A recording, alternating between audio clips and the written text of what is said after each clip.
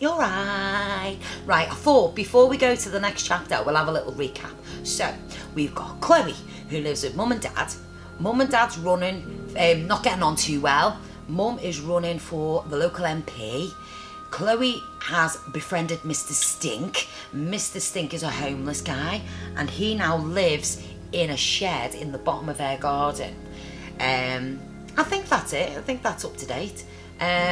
She doesn't get on with her sister Annabelle. Annabelle's really snooty and she's always doing really well at school. And also Rosamond is the girl from school who's the bully who makes Chloe's life hell. So let's carry on. It's chapter 8. Maybe it's the drains. What is that smell? Demanded Mother as she entered the kitchen. She'd been out all day campaigning and looked stiffly immaculate as ever in royal blue twin set, except for her nose, which was twitching uncontrollably. What smell? Said Chloe with a short delay.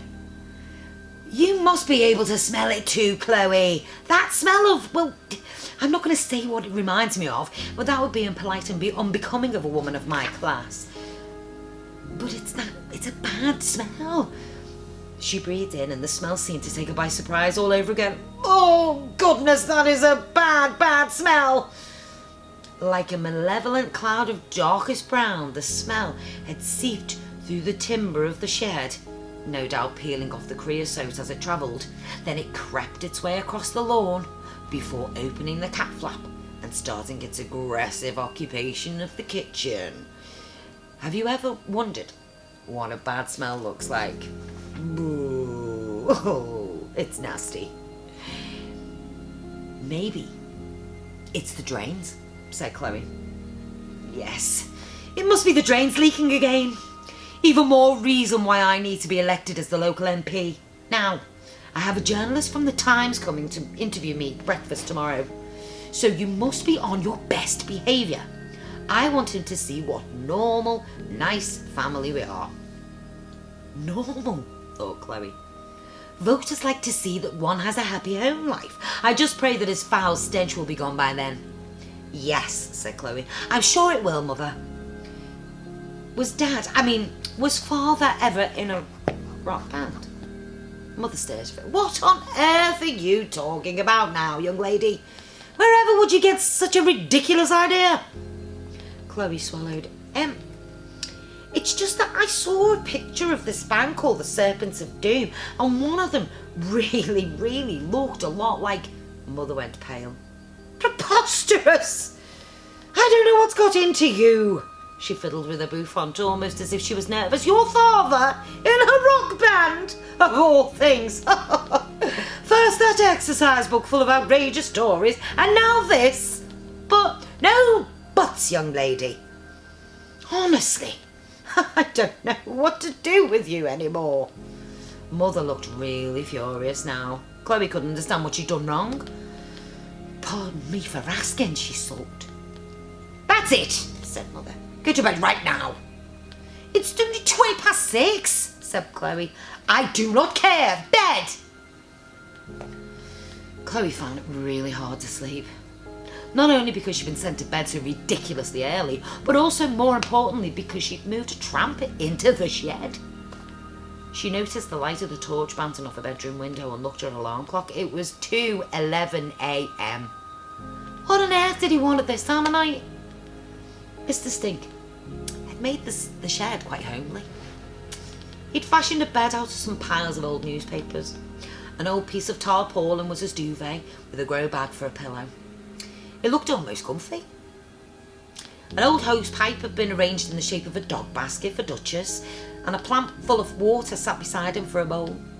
In chalk, he'd expertly drawn some old-fashioned portraits on the dark wooden walls, like the ones you see in the museums or old country houses, depicting people from history. You seem to be settling in then, said Chloe. Oh, yes, I can't thank you enough, child. I love it. I feel like I finally found a home again. Oh, I'm so pleased. Now, said Mr. Stink, Miss Chloe, I called you down here because I can't sleep. I'd like you to read me a story. A story? What kind of story? You choose, my dear, but I implore you, nothing too girly. Chloe tiptoed back up the stairs to her room. Sometimes she liked to move around the house without making a sound so she could remember where all the creaks were on the stairs. If she put her foot right in the middle of this step or the left side of this one, she knew she wouldn't be heard. If she woke Annabelle up, she knew her little sister would relish the chance of getting her into deep, deep trouble. And this wouldn't be normal everyday trouble, not like eating a cabbage or forgetting to do your homework. This would be inviting a tramp to live in the shed trouble. Be off the scale. Alternatively, you could make a Venn graph. You've got a big circle, figure A, trouble. You've got a little circle, figure B, serious trouble. And a little circle in the middle, figure C, invite a tramp to live in the shed. Chloe looked at her bookshelf. Behind the little ornamental owls she collected, even if she wasn't sure why. She didn't even like owls. Some distant aunt buys you a porcelain owl one day, some other aunt assumes you're collecting them, and by the end of your childhood you've got hundreds of stupid owls. Chloe studied the spines of the books. They were all quite girly. Lots of pink coloured books and matched a stupid pink coloured room that she hated. She hadn't chosen the colour of her walls. She hadn't even been asked. Why couldn't her room be black? Now that would be cool.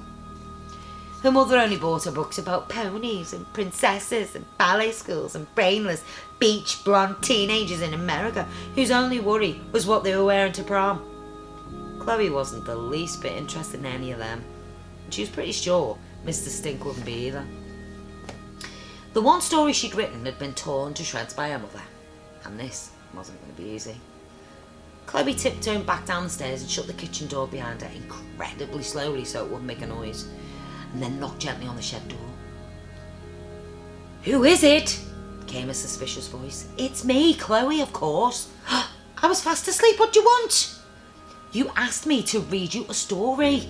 "Oh, well, now you've woken me up, you may as well come in." Chloe took a last deep breath of fresh air before entering the den. "Goody! I used to love a good bedtime story." "Well, actually, I'm sorry, but I couldn't really find anything," said Chloe. "All my books are horribly girly, and most of them are pink, in fact." "Oh dear," said Mr. Stink. He looked disappointed for a moment. Then he smiled and thought, "What about one of your stories?" "My stories?" "Yeah. You told me you liked to make them up." "I couldn't. I mean, what if you didn't like it?" Chloe's stomach fizzed with a peculiar mix of excitement and fear. No one's ever asked to hear one of her stories before. "I'm sure I'll love it," said Mr. Stink. "And anyhow, you'll never know until you try." "That's true," thought Chloe, nodding. She hesitated for a moment, then took a deep breath. "Do you like vampires?" she said. "Well, I don't know any socially." "No, I mean, would you like to hear a story about vampires?" These are vampires who are teachers in a school, who suck the blood out of their poor unsuspecting pupils." "Is this the story that your mother tore up?" Yeah, said Chloe sadly. "But I think I can remember most of it." "Well, I'd love to hear it." "Really? Of course."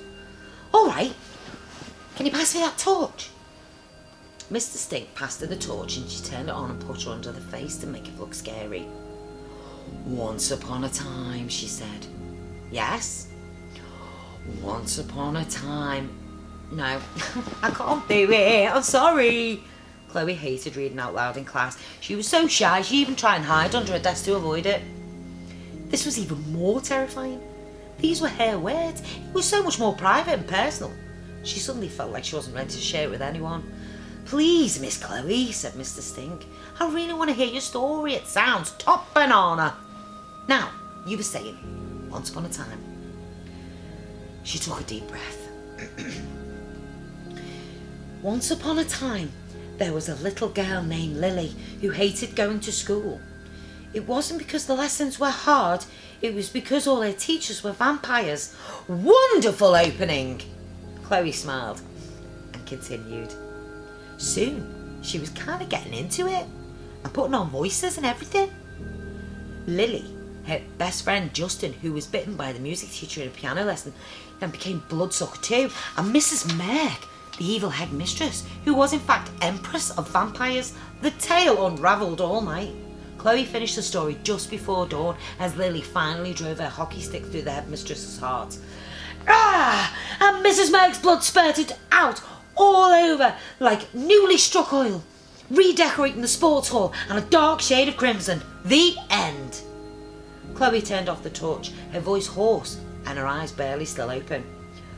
What an absolutely gripping yarn, said Mr. Stink. I can't wait to find out what happens in book 2. Book 2? Yes, said Mr. Stink. Surely after killing the headmistress, Lily is moved to another school and all the teachers there could be flesh-eating zombies. That, thought Chloe, is a really good idea. See you later.